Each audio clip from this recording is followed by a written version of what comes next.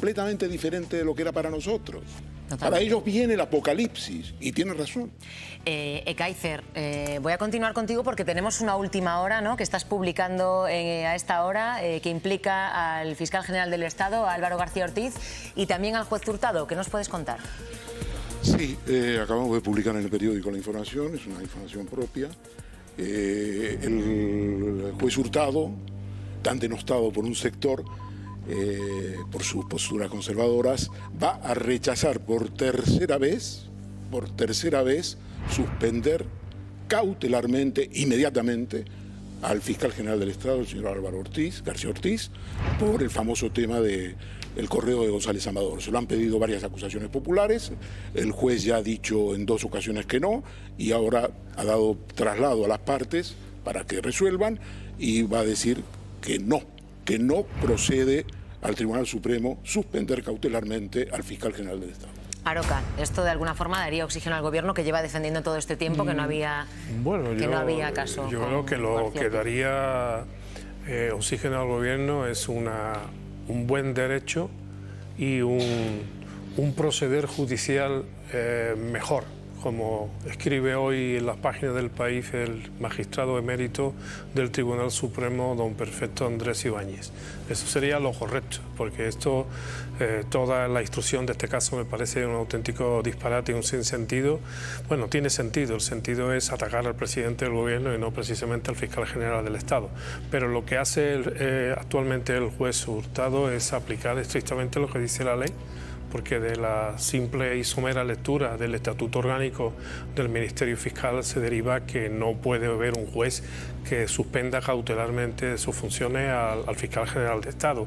Eso ya sería el colmo, que haría saltar las alarmas pirenaicas que están debidamente apostadas observando a cómo se comporta la justicia española en determinados casos. Pero que además no deja de resultar llamativo, al menos a mí me lo parece, que cualquier otro fiscal en su misma situación sería apartado del cargo, tendría que renunciar. Y sin embargo, el que está por encima no. A mí me llama la atención, no es una crítica, simplemente es una reflexión. No entiendo cómo en el caso de un inferior en su misma situación debería estar al margen y sin embargo el que está por encima no. Precisamente por eso. El que no, es que a mí me explicación. Es la ley, el reglamento lo explica. Claro, seguramente este es lo que a mí me falta. ¿Cuál es la explicación? Porque yo no lo alcanzo a entender. Si afecta al que menos, ¿por qué no afecta al que más? Porque el fiscal general, según el reglamento del Ministerio Fiscal, ¿puedo contestar? Por supuesto. Según el reglamento, no el estatuto orgánico, el reglamento interno, establece que el fiscal general está en comisión de servicios. No es uno más, no es un fiscal más, porque está nombrado, es un cargo político, está nombrado por el gobierno. Siendo fiscal, ha sido nombrado por el gobierno, está en comisiones especiales y por tanto no... Evidentemente no va a ser cesado por sí mismo. Tiene un estatus especial. Pero sí, digamos, lo que dice el reglamento es que cuando se abre juicio oral contra un fiscal, el fiscal general puede pedirle que se suspenda cautelarmente a ese fiscal. Lo que pasa que el fiscal general del Estado no es un fiscal más. Y de hecho el caso más gráfico es que si hubieran, en vez del Tribunal Supremo, la Sala de Apelaciones, en vez de haber sobreseído el caso de Pilar Rodríguez, ella, si la hubieran mandado a juicio oral, ella, si no estoy mal informada, ella sí que tendría que haber dimitido. Y de hecho dentro de ese estatus especial, por eso puede ser fiscal general del Estado sin ser fiscal de carrera, debido a ese estatus especial. Perdona una cosa, Aida. Entonces la consideración o la evaluación que deberíamos hacer respecto al fiscal general tiene un carácter más político. Está nombrado por él. Sí, la curriculitis suma ya... ¿De quién depende? Esto lo continuaremos ampliando en los próximos días. Gracias, Aida. No, gracias a ti. No hay malas lenguas sin exclusiva. Sin exclusiva de Kaiser, claro que no. Bueno. Si el presidente del gobierno le pide que dé un paso atrás si continúa en esta línea de investigación y acaba, por ejemplo, imputado, ¿usted lo haría? Bueno, yo no me gusta hacer política ficción, jurídico ficción, jamás en mi vida. Yo creo que hay que ponderar las circunstancias que rodean cualquier decisión de tal trascendencia. Yo creo que Quizá nos falta mucha didáctica para explicar en este país por qué la legitimidad del fiscal general del Estado, nombrado por el Gobierno por un mandato constitucional, se puede poner en duda o se puede criticar la trayectoria del fiscal general, pero no debe contaminar ni al propio fiscal general del Estado. Como tuviera una mácula ya de inicio, no debe ser así, es un mandato constitucional y si no nos gusta, pues lo cambiamos, o cambiamos el entorno o ponemos una serie de requisitos para impedir o de alguna manera que el poder que tiene el fiscal general del Estado sea menor. Yo creo que ningún fiscal general del Estado que haya existido se opondría o se ha opuesto a eso. Pero yo creo que sí debemos pensar que porque una figura constitucional legitimada nada menos a través del nombramiento del Gobierno, que tiene un sentido también en lo que supone el ejercicio o el desarrollo de una determinada política criminal o unos valores por parte del Ejecutivo que legítimamente ha llegado al poder, nos lo creemos tampoco. Y hablo también de fiscales generales que han sido designados por gobiernos de otro color político, es evidente. Yo creo que es un mal que hemos sufrido, padecido y que no hemos sabido explicar bien. Le preguntaba antes si el presidente del Gobierno, en un futurible, según avancen las investigaciones, pueda decirle, oye, mejor dejar un paso al lado porque ya la imputación es inminente. Y, bueno, eso lo veremos en el futuro. Pero lo que sí le puede preguntar es por mañana. Mañana se reúne la Junta de Fiscales. Si sus compañeros de carrera, la Junta de Fiscales, le deciden, Álvaro, es de momento, con esta investigación, dejarlo, ¿usted qué haría? Bueno, primero hay que decir que no se reúne la Junta de Fiscales. He convocado a la Junta de Fiscales de Sala. Y también hay que decir una cosa, no son compañeros. Yo soy el fiscal general del Estado de este país y la Junta de Fiscales de Sala, con todos los respetos, es el órgano de asesoramiento del fiscal general del Estado. Y los he convocado yo precisamente para dar explicaciones, para comentar, para hacerles partícipes de la decisión que ya está tomada. Y por supuesto que los escucharé porque me va a enriquecer mucho sus opiniones, que algunas serán discrepantes, algunas serán duras, sin ningún tipo de dudas, pero el fiscal general del Estado no se somete a la Junta de Fiscales de Sala. Vamos con el fondo de la cuestión, de lo que ha derivado en esto. Todo arranca con una nota publicada, usted además lo confirmó aquí, en la noche en 24 horas al año pasado, para corregir, en su opinión, una mentira, un bulo difundido por la Comunidad de Madrid, en la que salía en defensa de la pareja de la presidenta de la Comunidad de Madrid, Díaz Ayuso. ¿Esto es así? Digamos, ¿todo tiene que ver con el desmentido de una mentira o hay algo más? Vamos a ver, primero yo quiero situar también de alguna manera el entorno de mis respuestas. Yo ahora mismo estoy sometido dentro de una causa que lleva el Tribunal Supremo.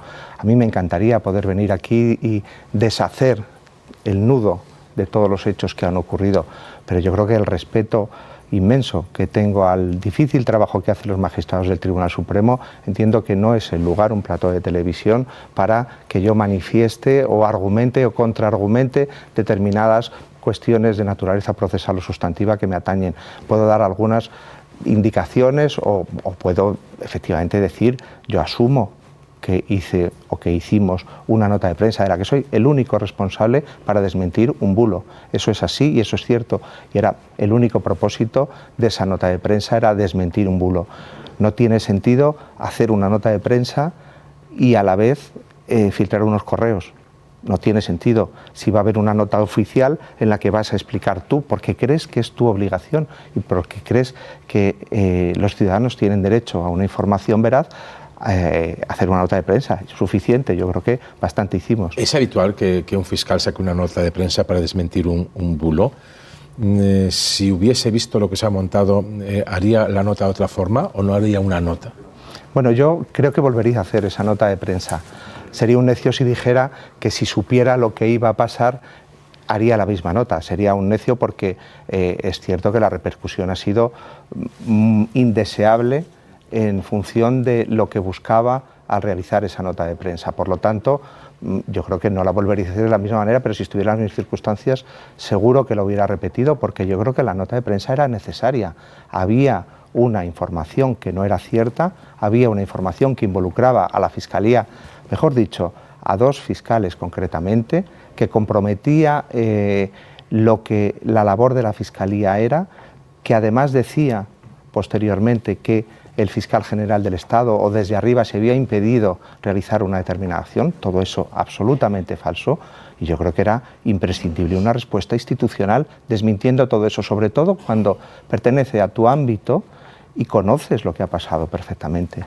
No los cargos, pero el motivo de la investigación del Supremo es la revelación de secretos, pero no por la nota. De hecho, es tajante en ese sentido. En la nota no se hizo ninguna revelación de secretos porque se conocían ya, aunque curiosamente llama la atención que el motivo de la denuncia sí es la nota pública. Se refiere a la filtración de unos correos. ¿Usted filtró alguno de esos correos? Bueno, ni yo ni mi entorno filtramos ningún correo, es evidente. Esa es una razón por la que el fiscal general del Estado no debe dimitir. Si se le pone en el brete de decir si ha hecho o no ha hecho una acción y no la ha realizado, no debe dimitir. En cambio, yo sí me he hecho responsable del contenido de esa nota de prensa. Y como me he hecho responsable del contenido de esa nota de prensa, es diferente una imputación a otra. De filtrar unos correos, como usted comprenderá, el fiscal general del Estado no se dedica a filtrar correos por la noche. Pero como el motivo ya no es la nota, sino la filtración de correos, ¿era usted el único poseedor de esos correos? Bueno, evidentemente no. Es que es una evidencia. Por eso sé que tengo que contestar a la pregunta, pero evidentemente no.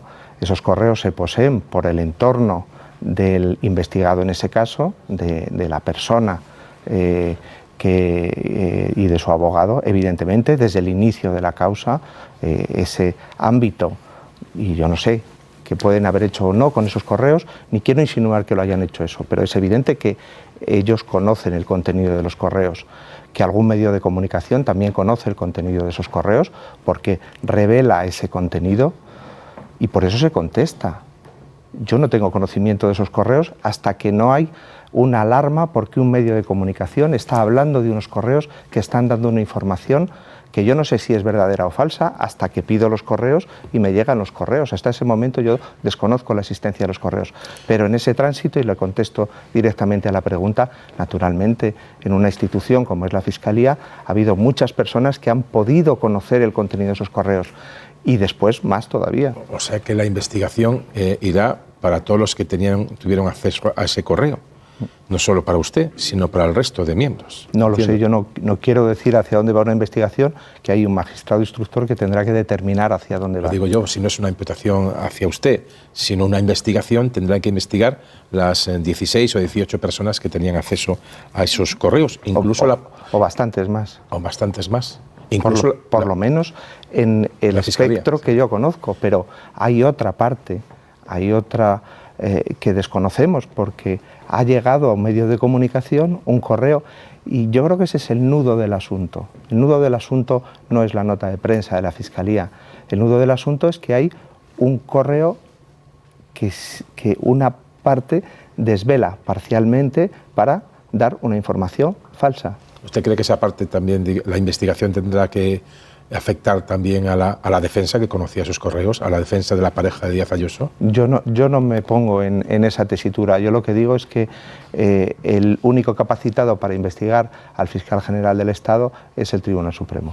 Se lo digo por lo siguiente, porque es interesante dos cuestiones. Una, el propio Supremo asegura que usted tuvo esos correos a partir de las 10 horas del día 13 de marzo, pero hemos sabido que un medio de comunicación ya media hora antes publicó ese correo.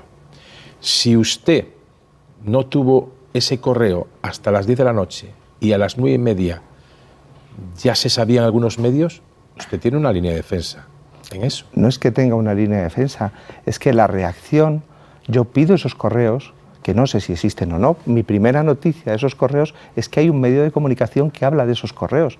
Yo como fiscal general del Estado desconozco la existencia de esos correos.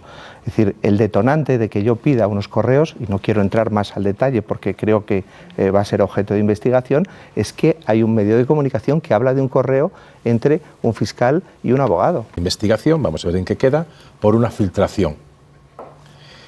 ¿Se investigan con tanto ímpetu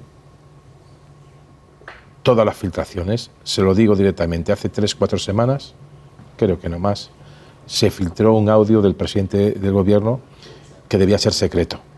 El interrogatorio fue del juez Peinado, que luego lo dio a las partes. ¿ha tenido usted noticia de alguna investigación para esa filtración del juez Peinado?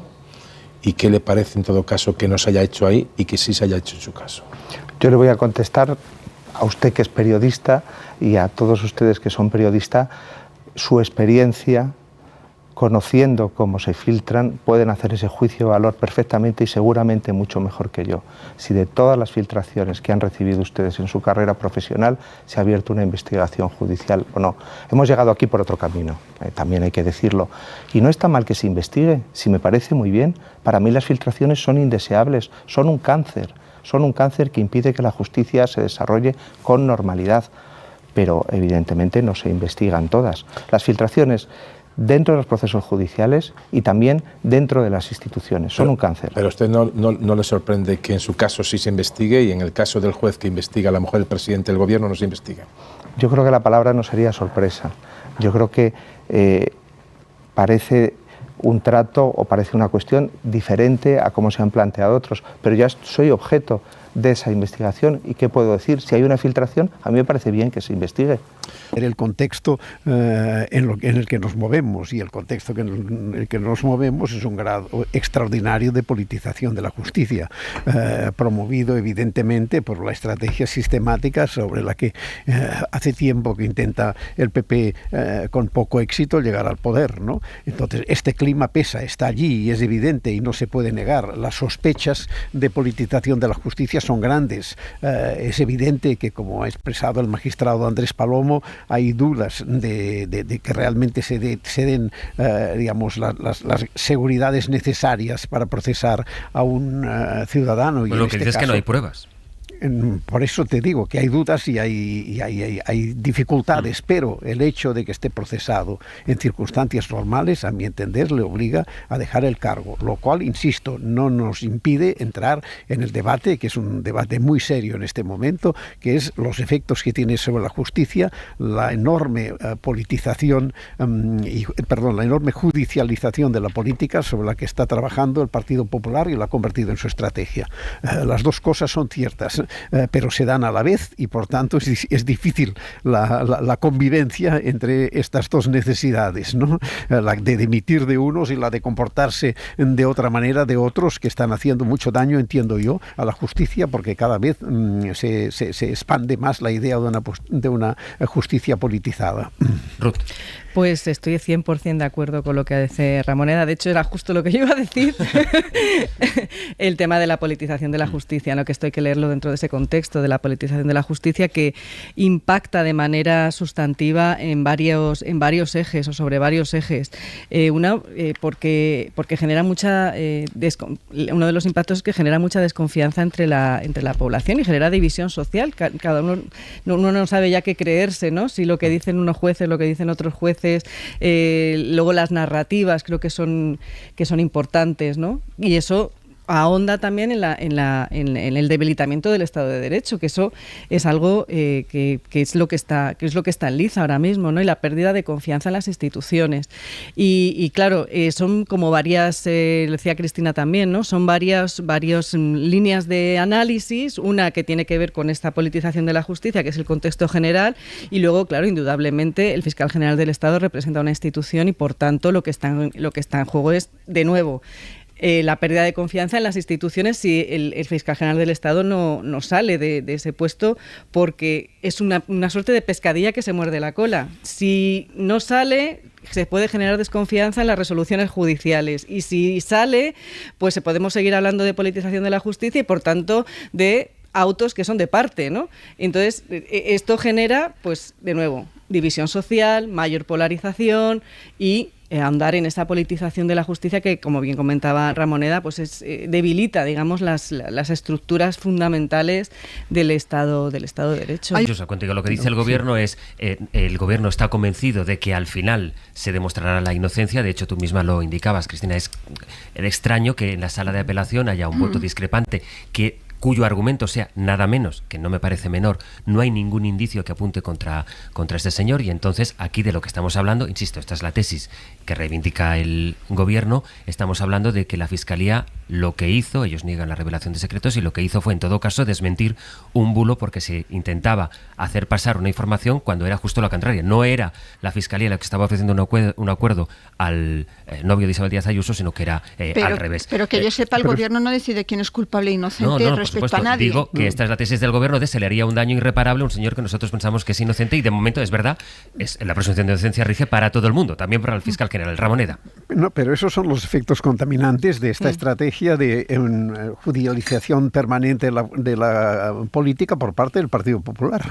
Estos son los efectos, ¿no? Entonces, evidentemente, el adversario se siente injustamente tratado, víctima de esta judicialización, y cae en la trampa, para decirlo así, cae en la trampa de responder políticamente a una cuestión judicial, ¿no?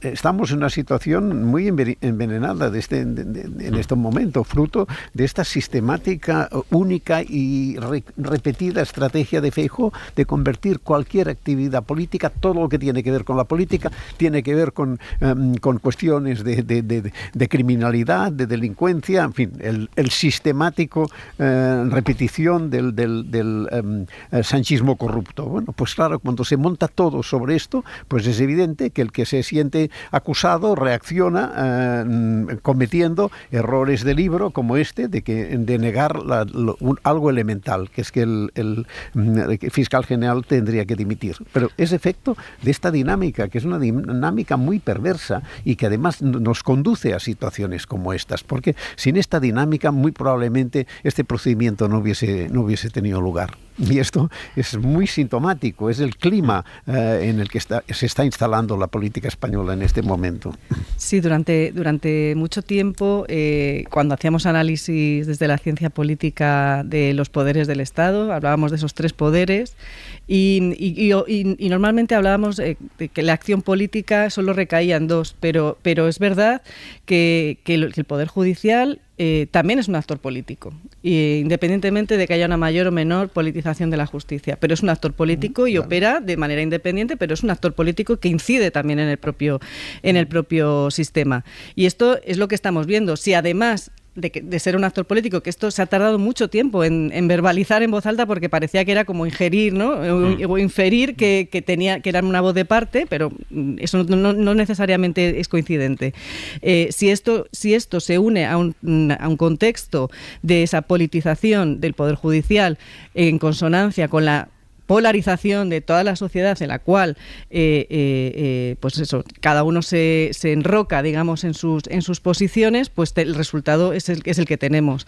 Y efectivamente, a nivel institucional parece evidente que y como acción política tendría que haber una dimisión del fiscal general del Estado, pero en términos institucionales. Y lo que dice el gobierno es que claro, que es que él entiende que el fiscal general no es culpable y da igual que esté afectando a la institución, porque eso también es lo que se está poniendo sobre la mesa.